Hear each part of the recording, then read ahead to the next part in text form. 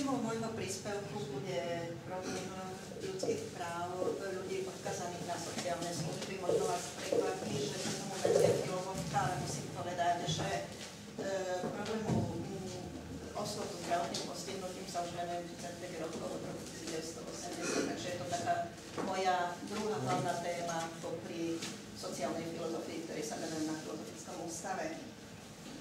Vzhľadom na pokročilý čas sa zamerám už len na hlavné tézy, dostali priestor aj ďalší referujúci.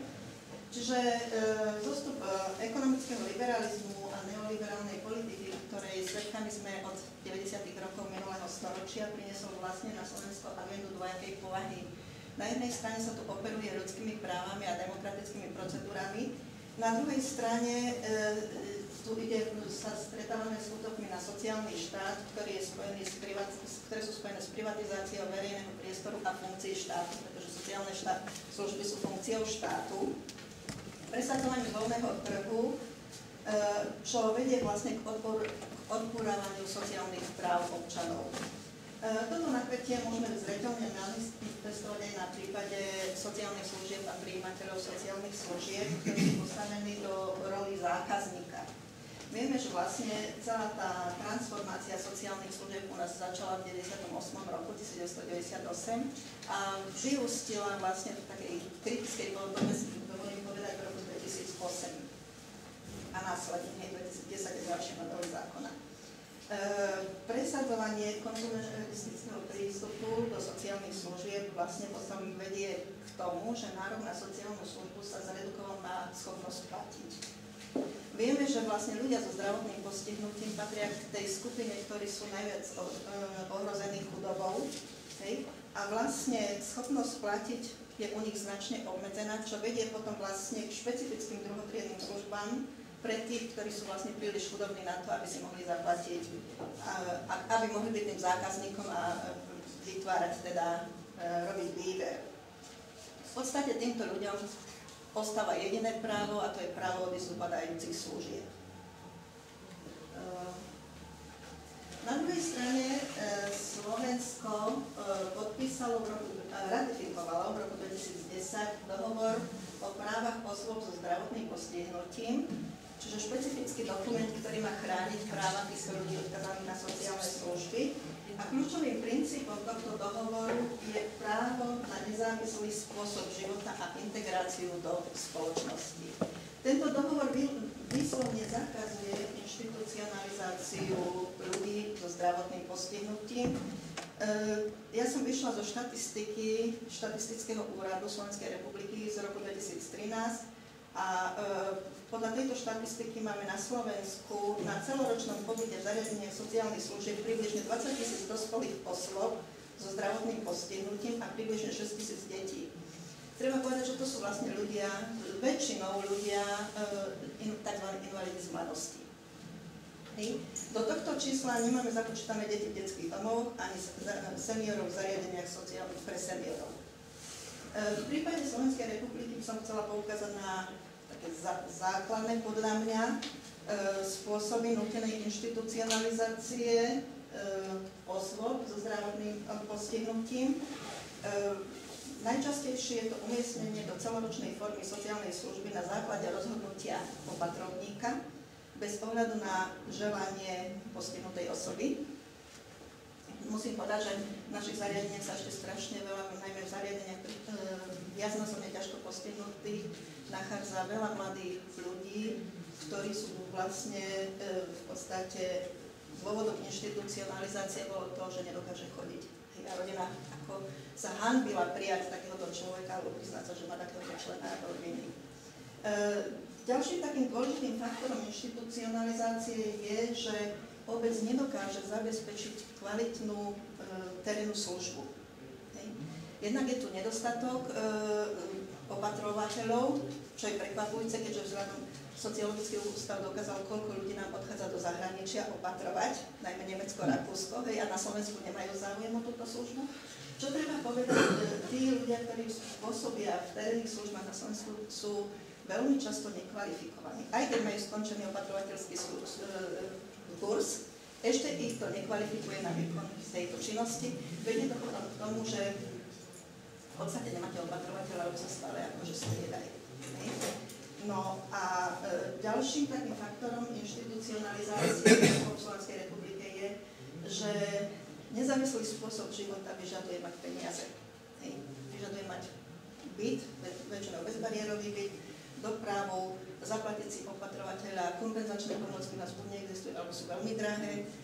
Čiže celý ten balík peniazy treba si uvedomiť, že keď hovoríme o miere chudoby medzi týmito ľuďmi, u nich sú ešte životné náklady vyššie vzhľadom na to, aby mohli žiť to, čo my označujeme za normálny život, aby mohli vôbec chodiť v úvodzovkách, aby mali vozík a tak ďalej. Prečo napriek tomu, ako treba hovoriť o deinštitucionalizácii. Napriek tejto situácii, ktorá tu existuje, máme vládne materiály, ktoré hovoria o deinštitucionalizácii. Často sa na Slovensku deinštitucionalizácia interpretuje ako možnosť zvoliť si neverejného poskytovateľa sociálnej služby. To nie je deinštitucionalizácia, pretože vlastne tieto pobytové zariadenia v podstate sú inštitúcie, ktoré sa svojou podstatou odlišujú od normálneho spôsobu života. Podľa mňa najkrajšiu definíciu tohto typu inštitúcií podal americký sociológ Erving Goffman, keď sa často hovorí, že je to veľmi kontroverzný sociológ, ale on zaradil tieto typy zariadení medzi tzv. Totálne inštitúcie. Podobné inštitúcie píše, že sú napríklad vesnice. Ide o to, že vlastne je to inštitúcia, v ktorej skupina osôb je s nejakým podobným problémom, je podrobená rovnakému systému, ktorý upravuje väčšinu alebo celý ich život. Ide o skupinu druhotriednych občanov, u ktorých ťažko hovoriť o nejakom práve na nezávislý život. Takže vlastne, ale keď hovorím, že vlastne ten model deinštitucionalizácie verejný versus neverejný je ako nepriateľný, alebo nie je to deinštitucionalizácia, tak sa pokúsim ukázať, akým spôsobom vlastne sa deinštitucionalizovali služby vo väčšine európskych krajín Európskej únie. Východiskom bolo zavedenie príspevku na starostlivosť ako štátna dávka. Pre vašu informáciu, pobyt jedného klienta alebo prijímateľa sociálnych služieb na celoročnom pobyte v Slovenskej republike vychádza okolo 1400 eur mesačne. Takže cieľom zavedenia tohto príspevku ako nového nástroja financovania sociálnych služieb bolo posilniť kompetencie a autonómiu osôb závislých na pomoci inej osoby a s tým, že si môžu individuálne zvoliť spôsob zaistenia sociálnej služby. Je na nich, či si zvolia ako opatrovateľa rodinného príslušníka, opatrovateľku, alebo zvolia denný stacionár, alebo nakoniec majú právo si zvoliť aj pobytové zariadenie, ale je to ich voľba a nie je to vlastne im vnútené, lebo nemajú inú možnosť. Ďalšie argumenty, prečo príspevok má ísť priamo jednotlivcovi a nie zariadeniu, ako to ide na Slovensku, je, že príspevok smeruje ku konkrétnej osobe, ktorá službu potrebuje a nie tam, kde boli vytvorené kapacity sociálnych služieb. Vieme, že po 90. roku sa to začali rozvíjať neziskovky bez ohľadu na to, či ľudia potrebovali alebo nepotrebovali. Príspevok umožňuje presnejšiu alokáciu verejných zdrojov a príspevok pomáha zrušiť stigmatizáciu zdravotne postihnutých občanov a seniorov. Nie sú to tí, ktorí vyciciavajú verejný systém, ale sú to občania, ktorí si volia sociálnu službu. Samozrejme, že príspevok vytvára predpoklady pre deinštitucionalizáciu a individualizáciu sociálnej starostlivosti. To, že vlastne príspevok viedol k deinštitucionalizácii, môžeme ilustrovať príkladom v Čechách a v Nemecku. V Nemecku bol zavedený tento príspevok už v roku 1997. Dá sa povedať, že v podstate zanikli zariadenia, pobytové zariadenia typu, ako ich poznáme na Slovensku. Vzniklo strašné množstvo denných stacionárov a poskytuje sa starostlivosť doma. Preto vlastne potrebujú také množstvo našich opatrovateľiek. Ale lepším a nám bližším príkladom je vlastne Čechy, ktoré zaviedli tento príspevok v roku 2006. Viem, že pri českej oskázanosti kolegy, títo máme ešte, neviem, či to poznajú, je to 12 000 českých korún na jedného prijímateľa. Pred zavedením tohto príspevku bolo v zariadení sociálnych služieb 70 000 ľudí v Čechách, 5 rokov po zavedení bolo o 20 000 menej. Ak niekto sledoval tú problematiku, možno ste zaregistrovali demonštrácie zdravotne postihnutých ľudí po nástupe pravicovej vlády v Čechách, pretože vtedy pobytové zariadenia, najmä neverejní poskytovatelia žiadali, aby sa ten príspevok vrátil naspäť zariadeniam, proti čomu sa vlastne zdravotne postihnutí ľudia ako postavili a obhájili si. Samozrejme, že sú rôzne pokusy, ako sa dostať späť k tomuto príspevku. No a lebo vlastne ten záujem o tie pobytové služby vlastne klesá.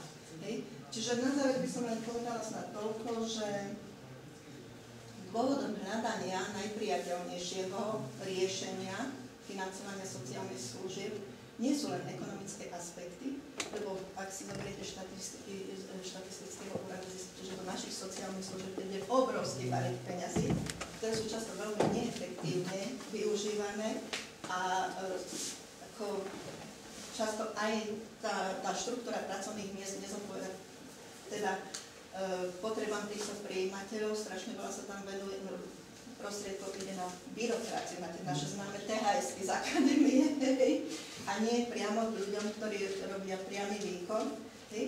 Ale takým hlavným dôvodom, alebo jedným z tých dôvodov je vlastne, že ide o právo osôb so zdravotným postihnutím na nezávislý život v komunite, aby oni si mohli voliť, akým spôsobom teda chcú žiť. No a na záver by som už len upozornila vlastne, že aj výbor OSN pre hospodárske, sociálne a kultúrne práva uvádza, že inštitucionalizácia osôb s postihnutím nemôže byť považovaná za primeranú náhradu práva na zabezpečenie a podporu